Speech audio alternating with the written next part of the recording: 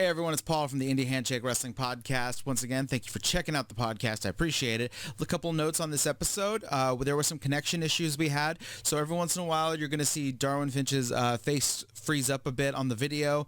Obviously, this doesn't affect you if you're listening to this on the audio version of the podcast, available on all podcast forums, including Spotify and everything else. Still a great episode, still a lot of great content. Enjoy the show.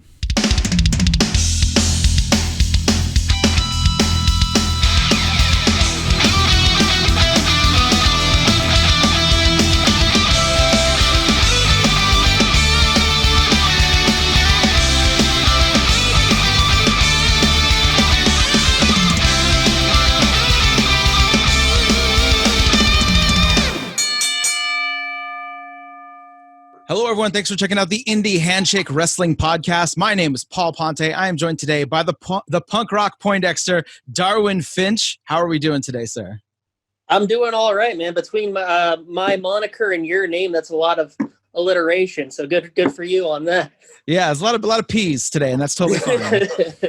There's only one thing safer than an Indy Handshake, and that's a Zoom Indy Handshake where it's double as soft. There we go.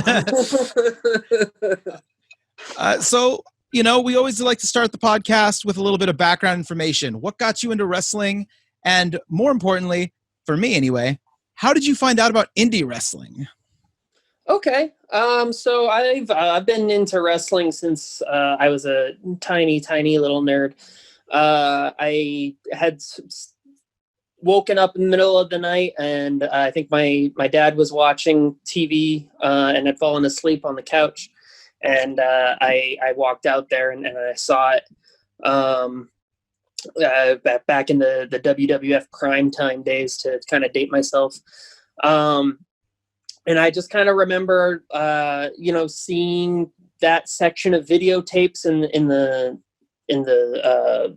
local rental store, and just remembering seeing those characters, those big colorful characters that night, and I just kind of got hooked on it, started renting tapes, and the rest is all boring.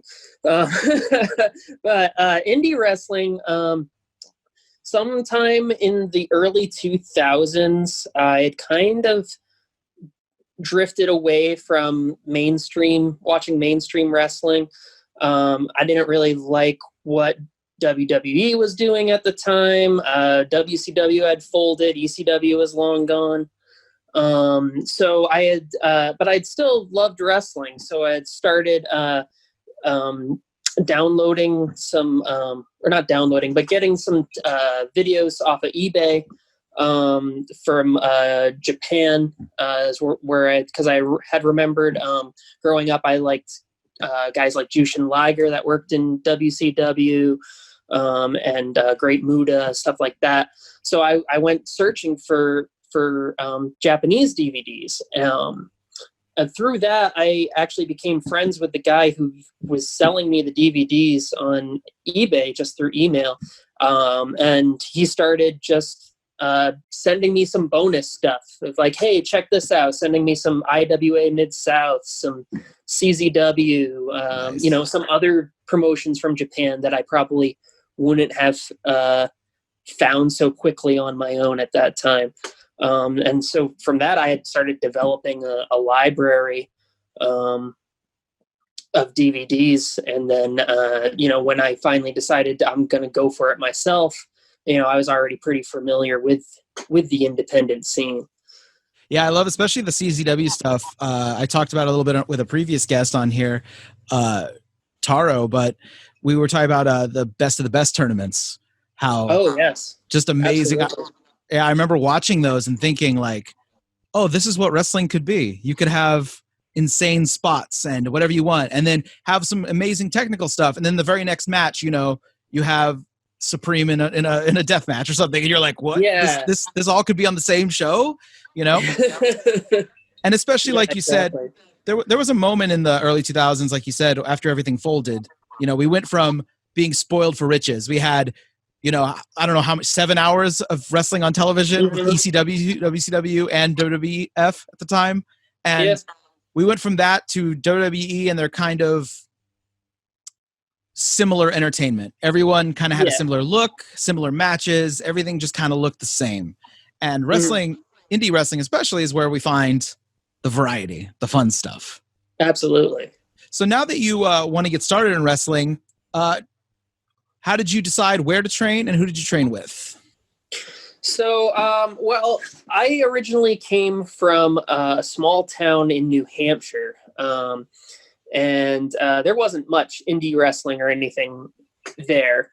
The closest place where I could go to even see a show was in Boston, Massachusetts, about a 2.5-hour drive. And there was a school near there. It was the New England Pro Wrestling Academy. It's still there to this day. It's run by Brian Fury, and Todd Hansen was one of the main trainers when I was there. He's now one of the War Raider guys, the Viking Experience. I don't know what their name is now. Yeah. But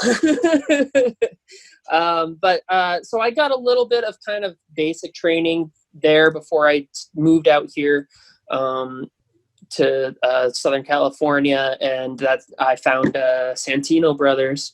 I was already a big Kid Chaos fan from my collecting days of DVDs. Super underrated. Super underrated. And I had also noticed guys there on the videotapes from other independent DVDs I was collecting, Willie Mack and Ray Rosa. So it just seemed like a no-brainer to jump on that school. It was close to where I lived. And yeah, they took me in. They kind of threw me to the wolves a little bit. They knew I had a little bit of training. So I got to kind of bypass the beginners program, but man, so they threw me in with folks that were anywhere from intermediate to advanced. There was kind of a weird collection of guys at that time. And we all just trained together, and I don't know, I've really had to learn things quickly and develop to that. When you're training wrestling, you had stuff you've been watching in the indies that you liked, styles that you liked watching. What kind of style did you go into wanting to do? And then did your style change and evolve at all once you actually started doing it? Absolutely. So I always liked the more technical aspects of wrestling, but for some reason when I started, I really wanted to be like a mean striker type of a guy. I really liked guys like Sammy Callahan and Eric Cannon and B-Boy. So I wanted to kind of develop that sort of a style, that kind of like Smash Mouth style. What I found was that at that time where I was in my training, that didn't really resonate well. I didn't do it very well. Once I started kind of being a little bit goofier, being a little bit more relaxed and focusing more on technical wrestling, was when I found that suited me better coming up. And then everything else that I've been doing up until now is kind of, this ice cream is just leveling up and adding those other elements. But I would say, yeah, definitely a technical base is where I found myself more comfortable. And you've been, I'm watching some of your highlights, some of your matches, and you've been mixing some high flying stuff in there as well. Did you get that from the Lucha influence that you can get at Santino Brothers? Oh, absolutely. They do kind of teach what they call an Americanized Lucha at that school between Chaos and Robbie Phoenix. But then they started letting you go to those Luchas training. Once I got to do that class, it definitely added more Lucha Libre inspired moves to my repertoire, as well as better spacing, conditioning. And I think that's really an advantage I've had going into Santino Brothers, is the different trainers and what they all can bring out of you.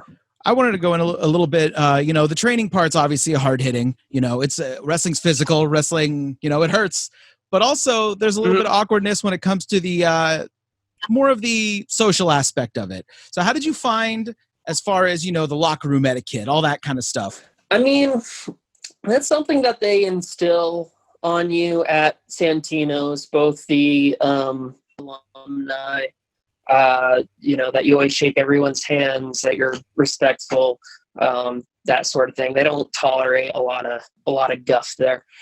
So you kind of just take that general etiquette with you to other locker rooms. And, as things go by, you develop relationships with people. You kind of know who you can rib at and who to, just kind of say, hey, and move along. But, yeah, a lot of that I think just comes with experience, but they've also definitely instilled that on us right from the beginning.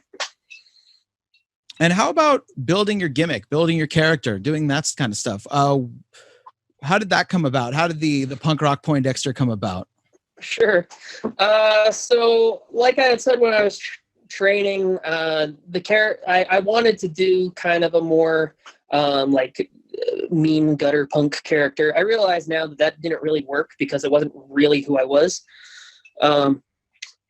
When I started, I was kind of fooling around. There was this other guy there named Chaz who was doing a nerd gimmick as well. And I was kind of just messing around with him, doing my own thing. And the trainers saw it and they were like, that's great. You guys are great together. You need to keep doing that. At first I wasn't too on board with it, but as time went on, I found that I wrestled a lot better when I was just kind of having fun doing this sort of thing. I later added on the punk rock aspect of it because I got to a point where I felt like I was doing more of a caricature than a character. I was just doing a quote unquote nerd. And it made me think back to my own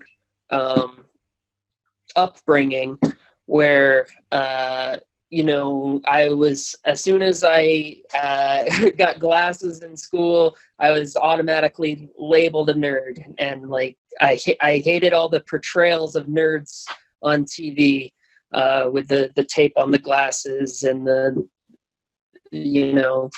stereotypical suspenders and all that stuff. And I had found that what helped me get through being bullied growing up was when I had connected with punk rock music and just that punk rock attitude of I'm just going to be who I am and I don't care what anybody else thinks. And if someone's going to try to hurt me, I'm going to hurt them back.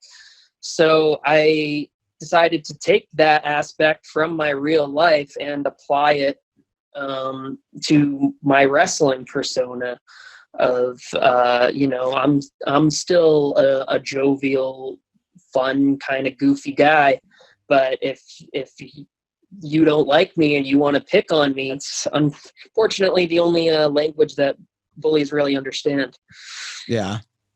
Absolutely. And we have a little bit of a kinship in the punk rock regard. I when I was younger, I used to love going to there used to be clubs called the Cactus Club in San Jose that is closed down now. You know how it happens. All those grungy rock clubs just end up going away. But I would go see shows with Good Riddance and Swingin' Utters and bands like that I just loved. And I like that on your highlight reel you have I like that on your highlight reel that you have Catch 22 because they're a great band. So yeah. Yes. I noticed also on your wrestling that you've done some intergender matches. When I talked to Ruby Ray's on here, we had a little discussion about intergender wrestling and how you go about,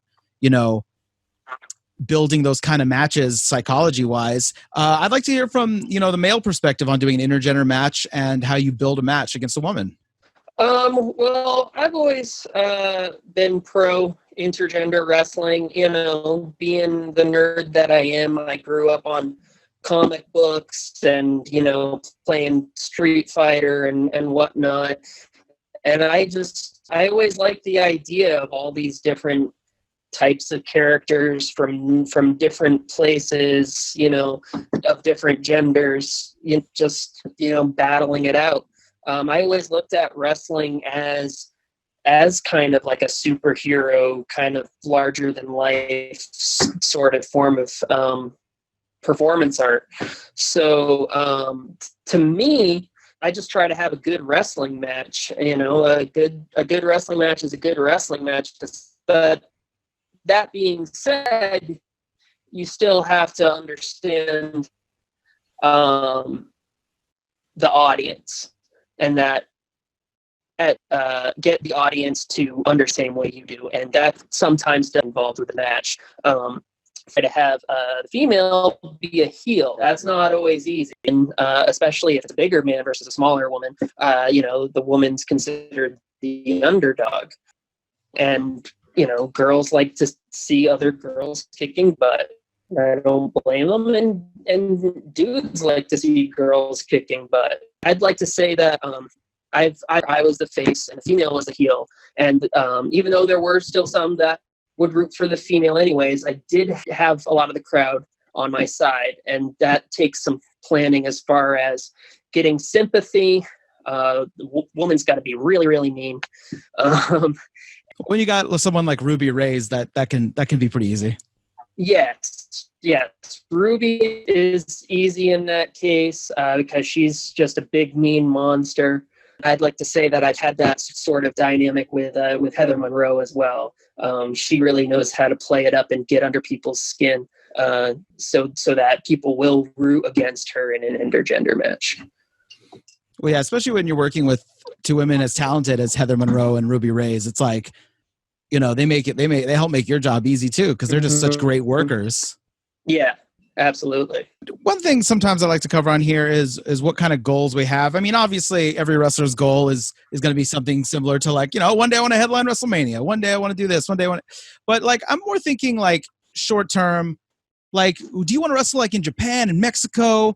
What do you want to do like on the indie scene? Sure. I mean, I want to wrestle everywhere. Japan, Mexico, Canada, the UK. It sounds cliche to say, but I really want to have just as many good matches with as many good opponents as possible.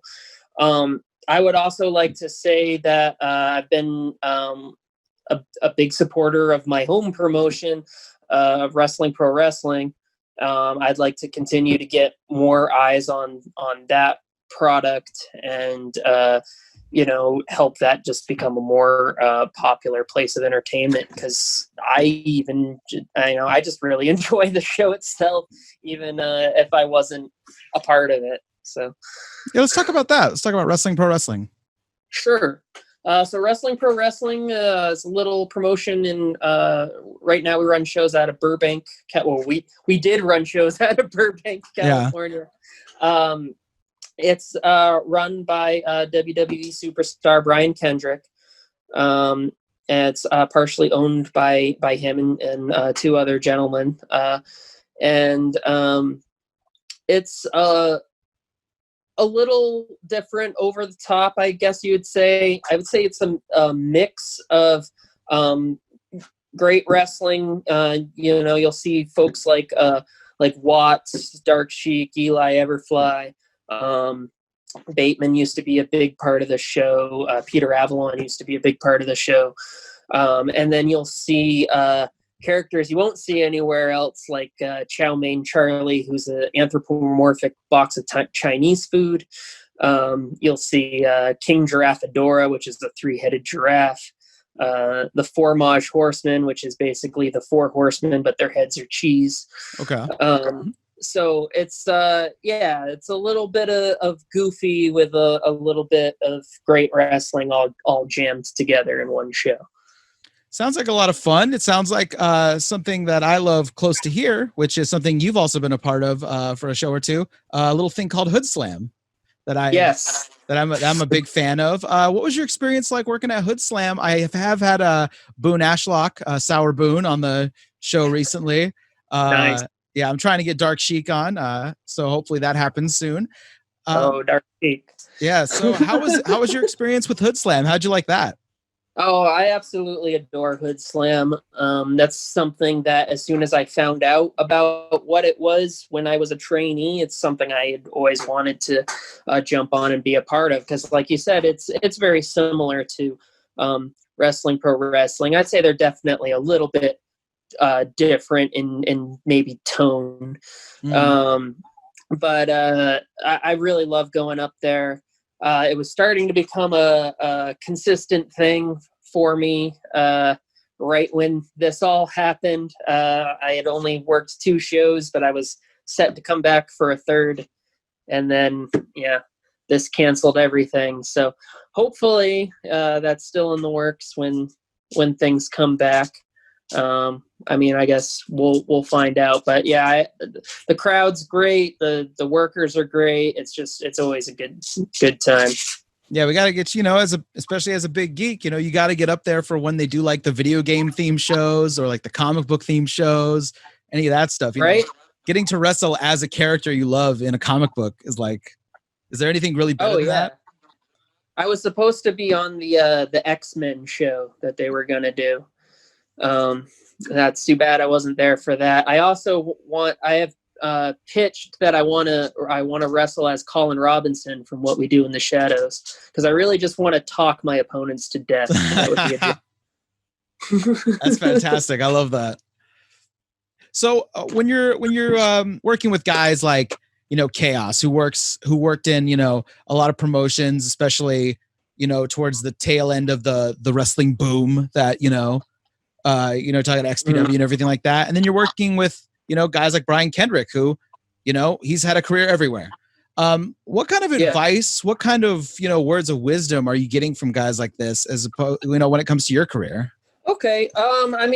It's different with everyone. And I'm very fortunate to have folks like Chaos and Brian in my ear.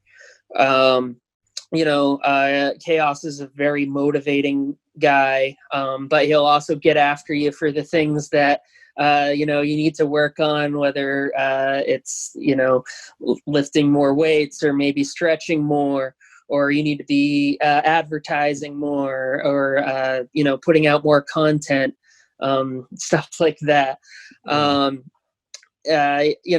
He's definitely a fatherly figure to a lot of us. Of, hey, come on, get out there, do it. You need to be working. He always wants everyone to work harder, and bless him for that, because he definitely motivates us all.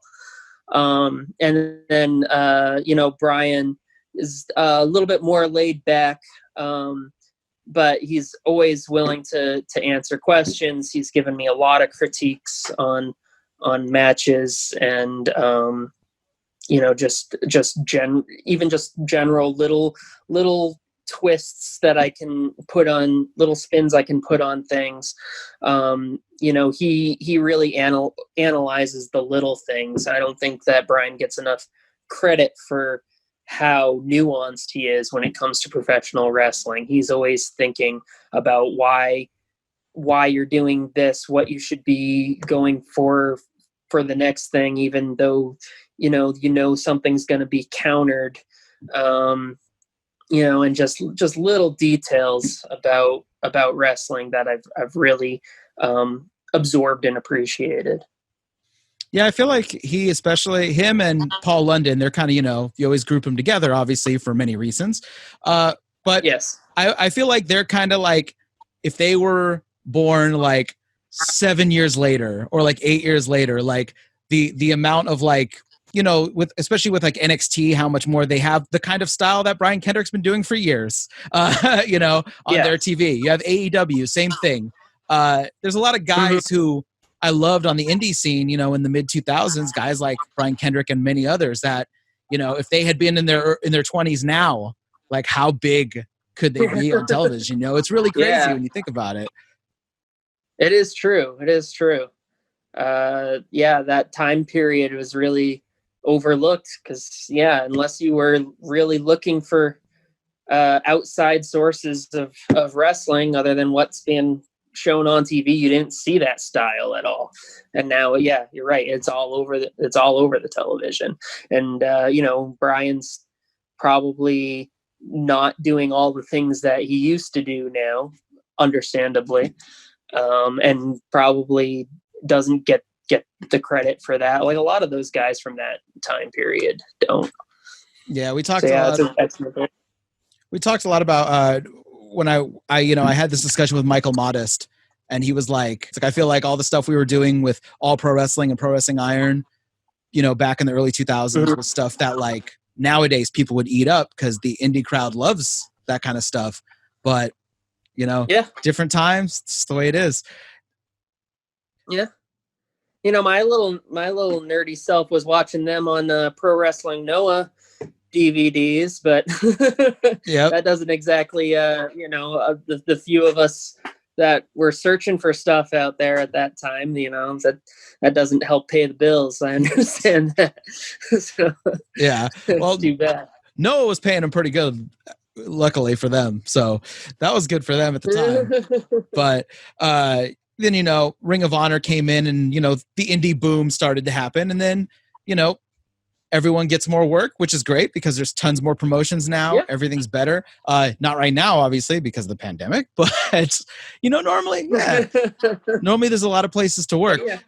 And how do you find that in SoCal? Because back in the day, and I'm sure you remember this from hearing about indies, when promotions were near each other, you kind of didn't associate too much with each other. Over here we had like Big Time Wrestling and All Pro Wrestling and Pro Wrestling Iron, and if you wrestled for one, you didn't necessarily wrestle for the other without causing some kind of a stir. But it's a lot different than that in the indies now, isn't it? Oh yeah. I don't really deal with that very much. There was a couple of times in my first couple of years or whatever where like somebody one promotion had problems with the other, so you can work here, but don't wear the shirt from over there or some ridiculous like that. Or, we'll let you work here, but we're going to completely bury you. And, that's really silly and petty when, especially at this level, like we all need to be just kind of pushing each other.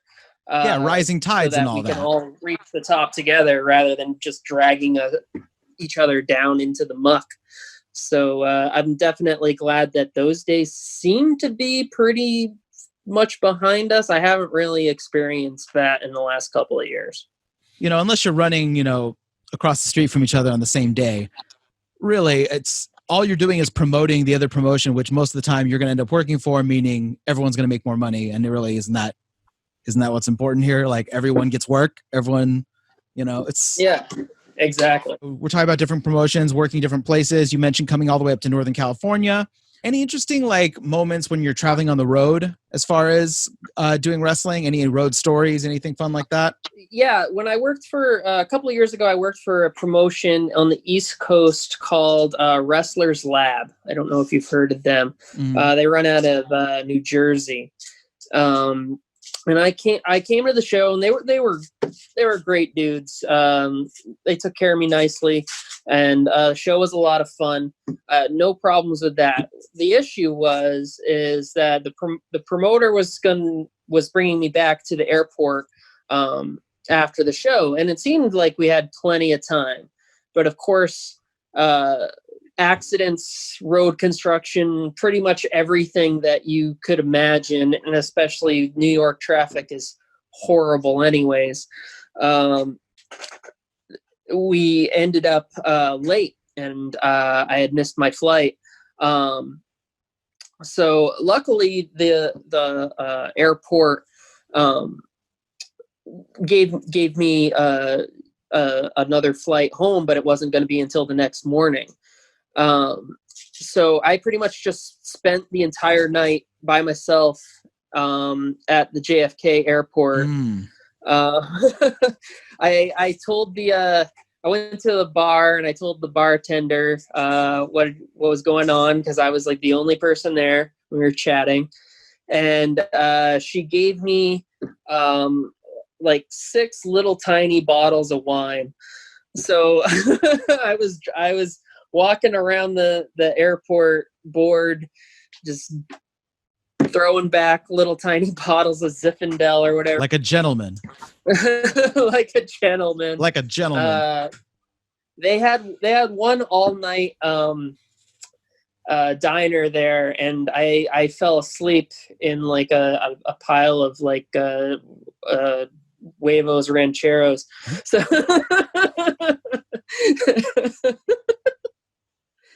and luckily my phone went off. It was someone messaging me, but it went off an hour before I was supposed to get on my flight. So I was able to clean myself up and make it home finally.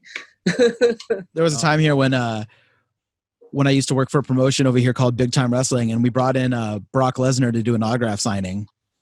And I went with the promoter to go pick him up at the airport. And on the way back, there was some traffic. And it was just funny because Brock's response to, like, we were like, the promoter was like, oh, sorry about the traffic. And Brock's response was just, huh. That's all he said. Yeah. Wow. He's kind of a weird guy. I'm not going to lie. Okay. Interesting.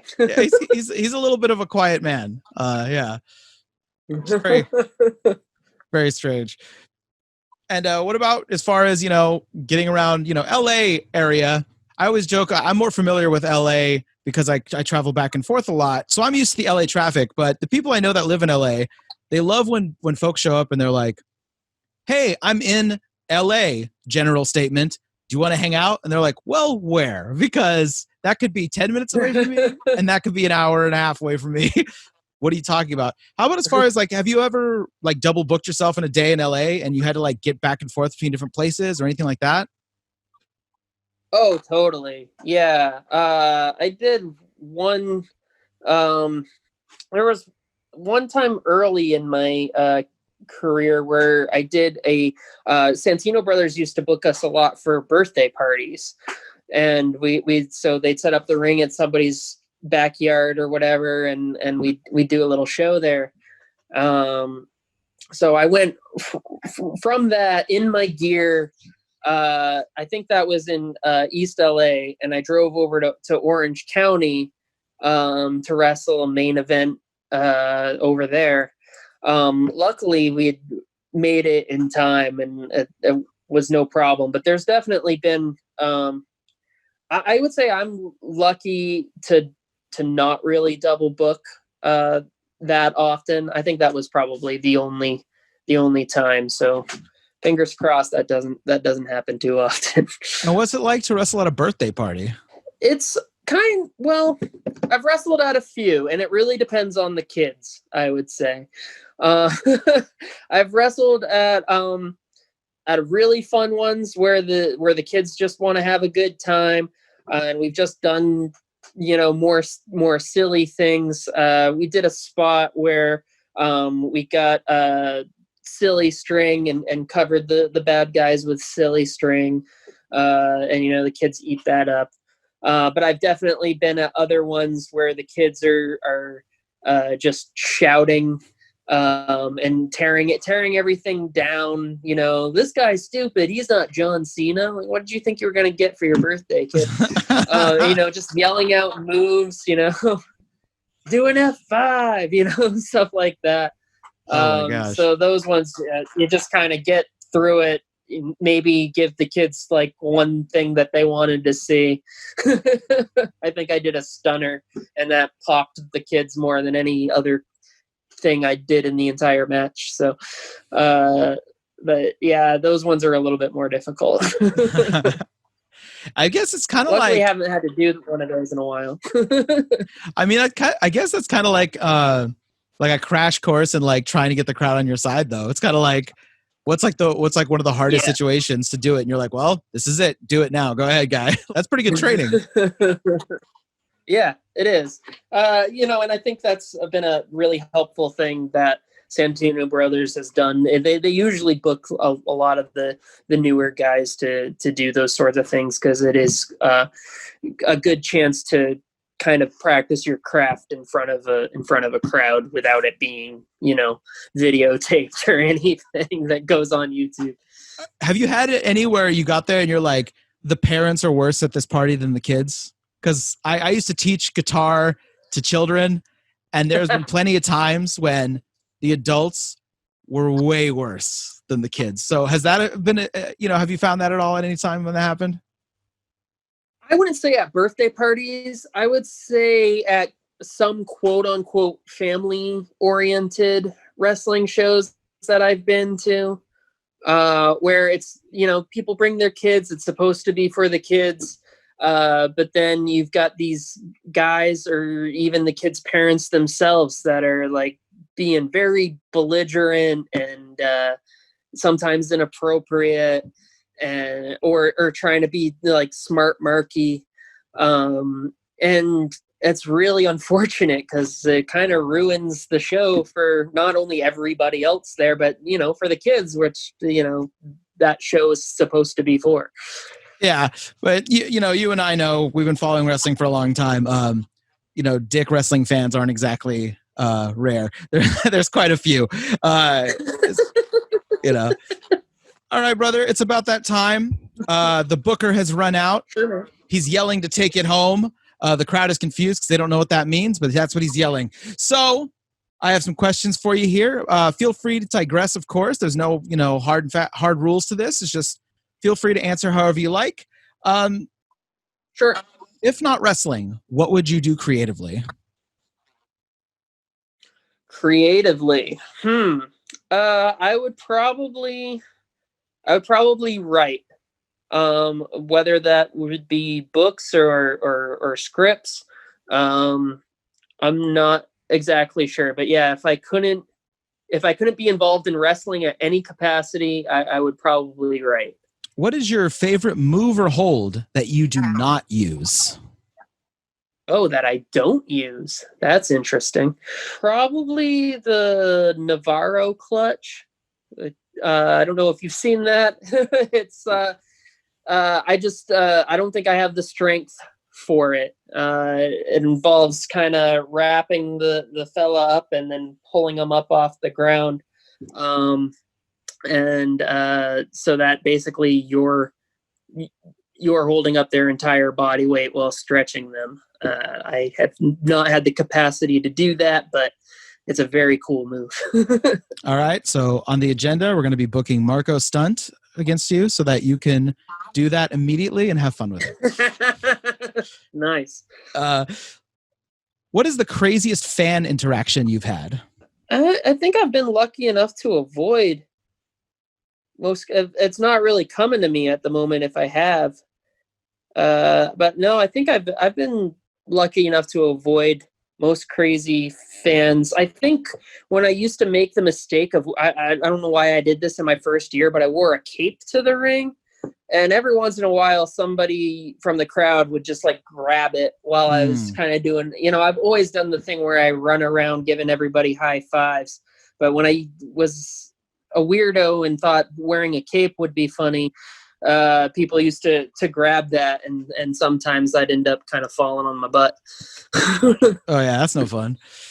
Besides hurting you, what's the worst thing someone can do in the ring when you're working with them? I think the worst thing that they could do is just be difficult, whether that's refusing to work with me, or maybe talking too much. A pet peeve of mine is people trying to tell me what to do when I'm chain wrestling, and maybe it's just the way I was taught, but I just kind of go with the flow in that, and I like to do my own thing, you do your own thing, and let's wrestle together. I don't like being told when I'm working with someone to put them in certain holds. Yeah, it seems weird to be calling everything all the way down to a wrist lock. I feel like that's a bit much. Exactly. Yeah, that's not that's not something I'm down for. I like things to be a little bit more organic than that. Can you think of a time when you were legitimately surprised by another worker in the ring? No, I mean, I don't really underestimate or overestimate anybody. How about if they were to say, do something on the fly, try to make you laugh, anything like that, where you're like, okay, I did not see this coming. Okay. See, usually I'm the person that makes other people laugh when we're in the ring, or try not to laugh. There was a point in one of my matches with Eric Watts where he was beating me up, and I saw somebody's sunglasses from a previous segment were still in the ring, and for whatever reason, I picked them up and I put them on, and then he stopped for a moment, looked at me, and grabbed my goggles from the side of the ring, and he put them on, and we had like a stare down before we started striking. And it was right there that I was like, this is the best guy to work, because he's just rolling with the punches, and being as big and scary as he is, he'll be goofy in a second. So that actually did surprise me. In that match. I love Watts. Sweet guy. Very nice guy. I remember I met him at a Bumps and Bruises show down in LA, where it's inside like a brewery, the wrestling show. And then randomly I was in Chicago for Star Wars Celebration, and I just see, this giant dude walking by, and I'm like, I know that guy. and then I talked to him at Star Wars Celebration. I was like, oh, okay, here we go. Oh, that's fantastic. Yeah, very nice guy. I've had a multitude of matches with him. I'd say he's my favorite opponent for sure. Has a booker tried to stiff you on money? Yeah, that's happened a few times, and I won't say who. But I've gone to a couple of places. There was one instance where someone was supposed to pay me money. They said that they didn't have it at the time, but they'd get me next week. Next week rolled around, they didn't get me. Another week rolled around, they still didn't get me. And I always try to remain an easygoing person and understanding, but eventually it's like, hey, this is kind of very uncool. That same promoter then tried to book me for another show further down the line, to which I said, hey, you still owe me for the last show. He said, okay, I'll pay you double to come to this one. I went and I wrestled that show, and he then tried to give me the same, hey, I didn't make that much money tonight, I can only give you half. Oh, and that's when I stood my ground and said, no, this is what we agreed on, you need to pay me now.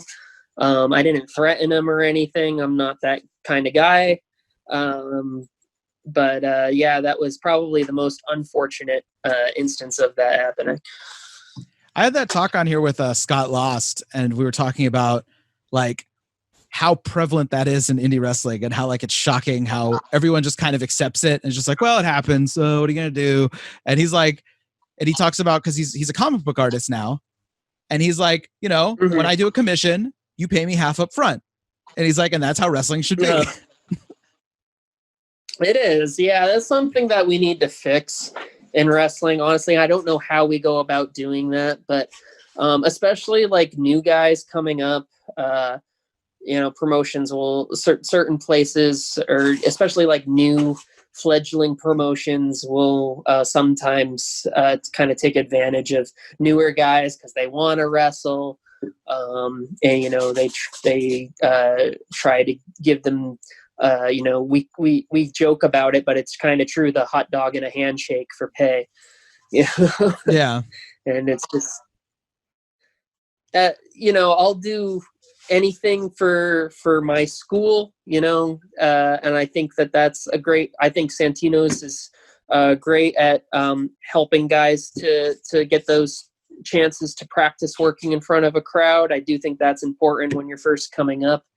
But if you're hiring someone from outside that you had nothing to do with their training and they're putting their body at risk for you, they deserve a little bit of compensation for that.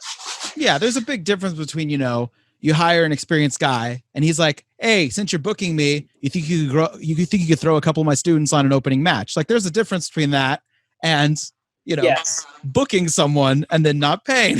That's a massive difference. Mm-hmm. But indie wrestling, man, indie wrestling. It's a wild world. Yeah. But hopefully things will change. They seem to be. Yeah. What's the hardest you've laughed at an indie show, whether it be like backstage, in the ring, anything like that? I would say it was probably, again, to put over pro wrestling. There's been so many moments where a lot of the times after I finish wrestling, and luckily, usually I'm like one of the first matches of the night whenever I would work there. And I would get to kind of like, hang out either kind of by the bar area or by the merch area and just watch the rest of the show. And but there was one instance, and the show is on YouTube. It's called Kumite, even though that's blood sport, where they kind of do the bit from Kickboxer. I know this is kind of confusing, but we had a long-running feud between two characters, Sexy Chino and King Desi, that ran for about 3 years. This feud went on with all these weird story arcs. Like Hogan this Andre. was going to be their final battle. And they set up the resin for them and the rope. They wrapped their hands in rope and dipped it in the resin, and they dipped it in the broken glass. This big, long, like 20 minutes, like ceremonies part for the main event of this big feud. Sexy Chino punches Desi once in the face, and he goes, "I quit," and that's the end of the match. And I laughed so hard because that's how their feud ends. Their 3-year feud ends with one punch to the face. That is the greatest 3-year-long joke. Like that is so good. That is so good. Oh, that's fantastic. I love that. When you work, you work up a lot of different shows. You see a lot of different gimmicks. What's the worst gimmick you've seen? The worst gimmick. I would say the worst gimmicks are the ones that you're not sure exactly what's going on. Dude's face is painted and he's got this weird stuff on, but he's also got like, I don't know, jean shorts or something, and like he's carrying like a severed head or something, and you don't know what this is supposed to be. And that's not anybody in particular. I just threw a bunch of random stuff together because that's the type of gimmick I'm talking about. The things where, it's just a mess, a composite of things. There's a funny picture, and I'm gonna put him on blast because he'll let me. That Tyler Bateman posted when he was first coming up, where he's got like a jacket on, and like I think he's got paint on his face, and he's carrying a candy cane. And it's just like, I don't know what this was supposed to be. So those are the kinds. He's fantastic. I'm not knocking Tyler Bateman. I'm gonna. We all do. We all do some weird things. I'm gonna dub that lost and found wrestlers. Guys that look like they just got their gimmick out of the lost and found box of a place. Yeah. You just got a collection of stuff. Or like, this goes together. Yeah. What do you think is like the most overused gear right now? I mean, for me, like, I know you remember this in the 2000s. Everyone on the indie scene was Raven. It seemed like for a while, everyone had jean shorts and a cut off black T-shirt. no matter who they were, they could be great workers and they had that gimmick, and they could be bad workers and still have that gimmick. But everyone seemed to want to dress like Raven for some reason. What do you think right now is the most overused gimmick or like gear? I mean, gear. I mean, I think we've gone back to the the trunks is very popular, but I think kick pads are probably the most overused thing, and I think that's fine. Certainly there's lots of great dudes and girls and whatnot that use kick pads. My only thing against kick pads would be those who wear them and don't throw kicks. They're just wearing them because they look cool or whatever, and they do look cool. But there's enough on the scene, and I mean, if you're throwing kicks, awesome. Wear the kick pads, get the coolest looking kick pads out there. But like myself, I don't throw a single kick other than a drop kick. You'll never see me wearing kick pads. Yeah, it's like, Jericho stopped wearing kick pads when he stopped throwing kicks. I mean, like, why are you? Yeah, well, what are the point of the kick pads? Yeah, unless you're gonna go play some soccer after the event, I don't want to see you wearing those unless you're actually throwing kicks in the ring. Like, please. But they're to hide the fact that you don't want to wear boots. Oh, there you go. There you go. Boots are expensive, man. They are expensive. Let me put on these Asics real quick. Anyway. Worked for Taka Michinoku, so yeah, that's true. I remember for the longest time, Frankie Kazarian, because he would come up to Northern California regularly, and for the longest time, he had like custom Nikes he would wear. He would wear like custom Nikes with FK on them, like his initials, and then he would wear like his kick pads. They would be over like his custom Nikes, and I was like, so strange. His custom Nikes. Yeah, why did he get the custom Nikes if he's going to cover him up? Yeah, it was just strange, but another great wrestler. But one decision, I was like, this is a little strange, but yeah. Now you don't need to name any names here, but when you're working indie shows, sometimes you get people from past and present days, glory days of wrestling, guys who wrestled in ECWs, WCW, WWE, WWF, blah, blah, blah. Any of them ever act like they're too big for the show and maybe just they rub you the wrong way a little bit? Yeah, I would say that. There's been some, I would say I've had mostly good experiences with people in wrestling, but every once in a while there'll be that one that is a little too big for their britches. I know I was working, as a trainee, but just working as a security guard for a show. And I was just hanging out before the show, and someone that was ex-WWE, but like, I don't know, 7 or 8 years before this interaction, and he just comes up to me and says, "Go get me a water." And he just walked away after that, and I did not get him a water. That's how I pretty much handle that situation. Yeah. Most of the time, though, I don't really find that. That's the one that stands out to me, and that was, like 6 or 7 years ago. So, yeah, I mean, you could say like, "Hey, man, do you think you could go grab me that?" Like, you know what I mean? Something, but yeah. You don't need to be an ass about it. Yeah. I'll gladly get somebody something if they ask nicely. Yeah. But you don't ask nicely, then, you must be talking to somebody else. Yeah. And that guy died of thirst that very night. Anyway. I call this the touchy-feely question. It is your pure joy in wrestling, whether it be something that happens before, during, or after the match that gives you goosies, gives you the goosebumps. It happens, and when it does, you're like, in your head, you're like, I fucking love wrestling. This is why I love wrestling. Sure. Oh man, there's so many things that I love about wrestling, but I would say it's whenever someone reaches out to me and tells them, that they can relate or that I've inspired them.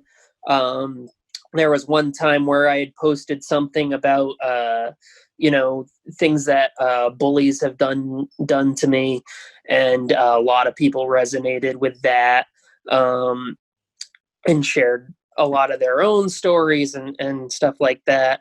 I've had kids send me messages saying that they're gonna study hard in school, and that they did all their homework that day and stuff like that. So that kind of stuff, that really resonates with me. Just making that kind of connection with anybody is unbelievable.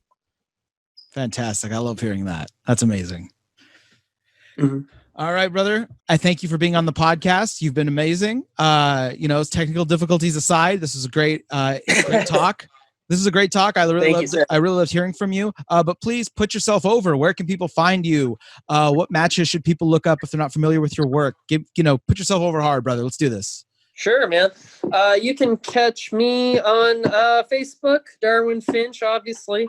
You can Twitter. I'm at Dardar Finch. Sorry, I almost said Binks. On Instagram, it's at Punk Rock Poindexter. Check out YouTube. Check out my video on the Wrestling Pro Wrestling site called The Nutty Pro Wrestler. There's going to be more videos like that coming out that I'm working on.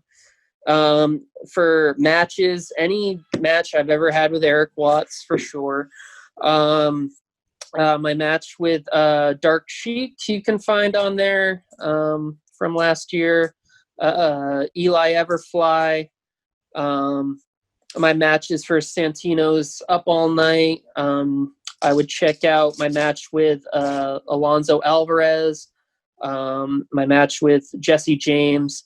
And a really fun one is my triple threat with Heather Monroe and Dom Kubrick, just to name a few.